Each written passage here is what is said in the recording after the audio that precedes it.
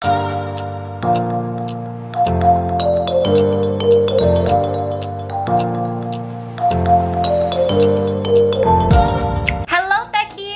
back again to my YouTube channel, LizTech. Okay, so we have another review today. So this time, magkakaroon tayo ng triple comparison. Y7 Pro 2019 versus Redmi Note 7 and Realme 3. Okay, so I hope you guys will watch till the end. And by the way, before we start, as usual, I would like to say thank you so much for giving your time to watch my video. And also, welcome sa mga bagong nanonood sa channel ko. Hello everyone! Sana mag-subscribe kayo and hit the bell button to be the first to see my latest uploads.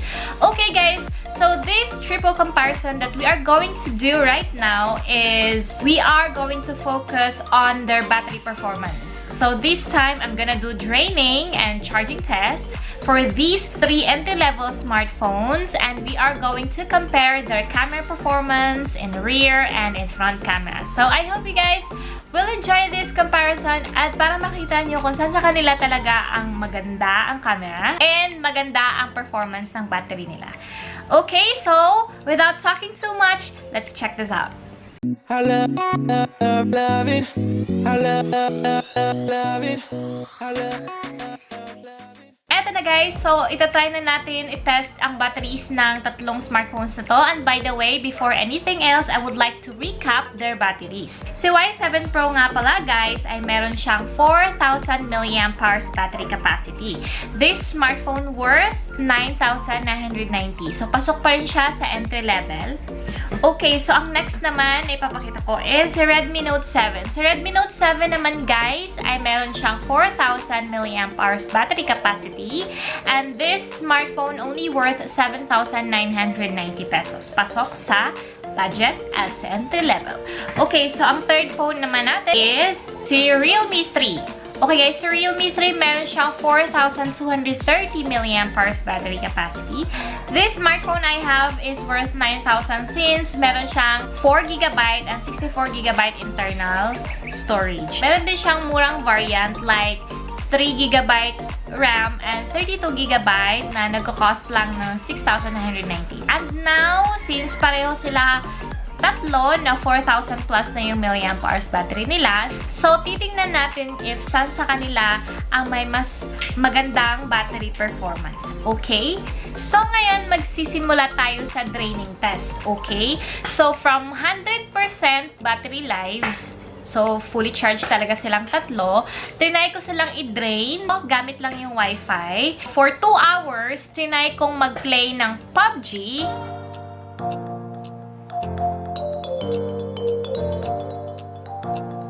Then, from 2 hours, upon playing PUBG, si Y7 Pro guys, naging 72%.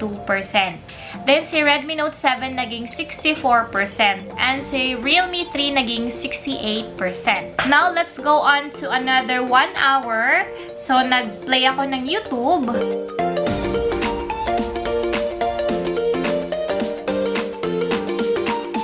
Si Y7 Pro ay bumaba siya to 62%. From 72 yun. And then, si Redmi Note 7, bumaba siya for 50% from 64. Then, Realme 3 ay from 68%, bumaba na siya ng 56%.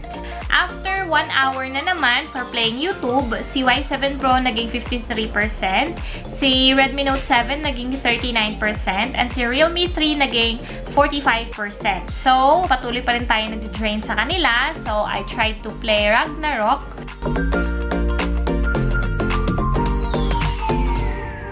So, for 1 hour, si Y7 Pro naging 41%, si Redmi Note 7 naging 22%, and then si Realme 3 naging 29%.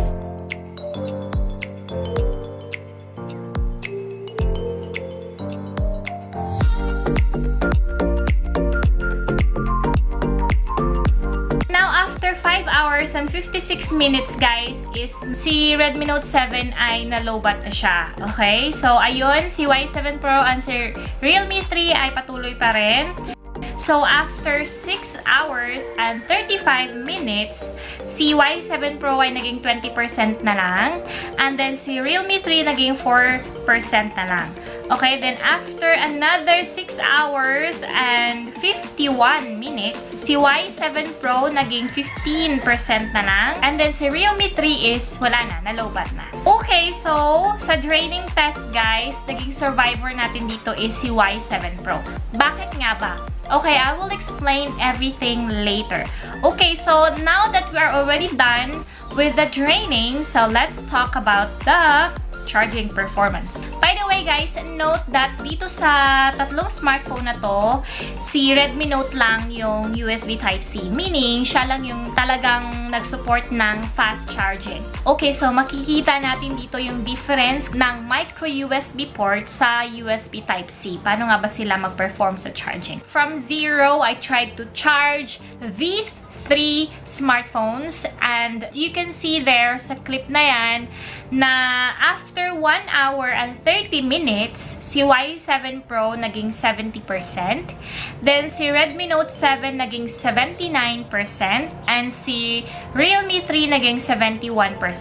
Now after 2 hours, si Y7 Pro guys naging 85%, si Redmi Note 7 naging 96% and si Realme 3 naging 87%. Hindi ko na siya na-film na pa-fully charge na sila guys kasi nalobat na yung camera ko.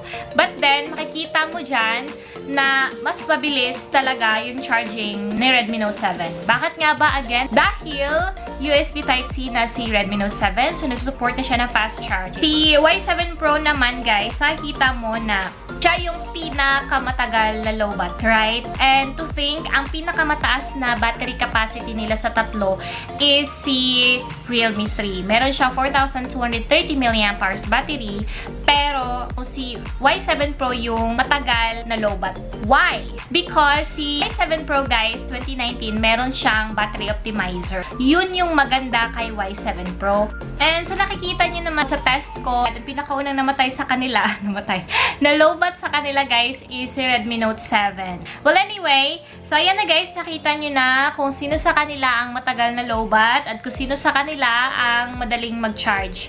So I hope na nalinawan kayo sa battery performance nila. Actually guys, all of these smartphones here are awesome. Now, i-test naman natin yung camera nila guys. At makikita nyo dyan sa mga sample ko, ano talaga sa kanilang tatlo yung pinakamagandang kuha. Okay, sa selfies naman guys, makikita nyo dyan sa sample ko kung saan sa kanila yung maganda.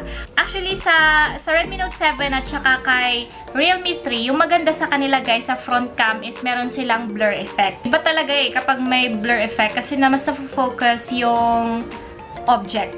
Okay? So, ayun. Pero kung sa quality naman, makikita mong mas maganda ang quality ng front cam ni Realme 3. Makikita mo dyan na vibrant siya. Di ganun ka-exaggerated yung outcome niya. Sa Redmi Note naman dito guys is makikita mo mas smooth. Mas smooth yung skin texture ko dyan. And hindi masyadong matingkad ang kulay kung i-compare ko yun kay Realme 3.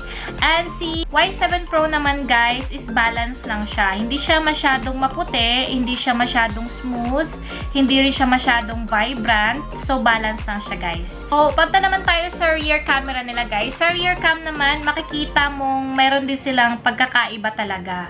Okay? So, dyan sa mga images ko, mas makikita nyo dyan na mas malinaw at mas klaro at detalyado yung kuha ni Redmi Note 7. Sobrang ganda talaga niya, guys. And detalyadong detalyado kahit mga edges ng image mismo. And sobrang ganda ng focus niya, guys. So, yun yung gusto ko kay Redmi Note 7 sa rear camera niya. Si Realme 3 naman, makikita mo dyan, saturated siya. Makikita mong vibrant yung image. Pero hindi siya kasing pino at detalyadong detalyado kung i-compare mo kay Redmi Note. Si Y7 Pro naman guys, makikita mo meron naman din siyang magandang outcome, malinaw naman, pero natural lang siya. Hindi mo makikita yung vibrance sa kanya at hindi mo rin makikita yung intensity talaga na focus niya. Siguro dahil mas nalalamangan siya ni Redmi Note pagdating sa focus, kaya hindi mo na-appreciate yung focus ni Y7 Pro here. Ayun na guys, nakita nyo na yung performance nila sa rear camera. Makikita nyo naman ngayon ang performance nila sa video sa front cam nila. Panoorin nyo yan. this is the front camera of Y7 Pro 2019. Okay, so this is it. Nasa labas ako ng bahay and you can see it there na maganda rin naman ang kuha niya, natural. Makita nyo nga yung mga ano ko dyan. And this is the front camera of Redmi Note 7. Ayan, so nakikita nyo maganda din ang outcome niya. Hindi na nagpapatalo si Redmi Note 7. Ito naman si Realme 3. Ayan. Si Realme 3 naman guys is napaka makatotohanan talaga siya. Sinasabi niya talaga sa yung katotohanan. Ipinapamukha niya talaga sa yung ikaw yan. Kapag uusapan natin yung rear camera nila, mas bet ko talaga si Redmi Note 7. Super ganda talaga ng kuha ng rear cam nila guys. Hindi ko yun ma-deny sa mga captures ko. And to think, siguro dahil yun may 48 megapixel siya, kaya yun yung sobrang linaw, sobrang detalyado ng image, sobrang ganda talaga. Para kang gumagamit ng DSLR. Ayun, so to the highest level talagang performance sa Redmi Note sa rear cam. Now, pagdating naman sa front cam guys, mas gusto ko talaga is si Realme 3. Alam niyo kung bakit? Dahil hindi siya pale. And si Realme 3 kasi may vibrance, pero tama yung timpla. Hindi yung sobrang filtered na talaga. Yung sakto lang, ma-appreciate talaga yung lipstick mo, yung nilagay mong makeup, kasi mas ma-emphasize siya.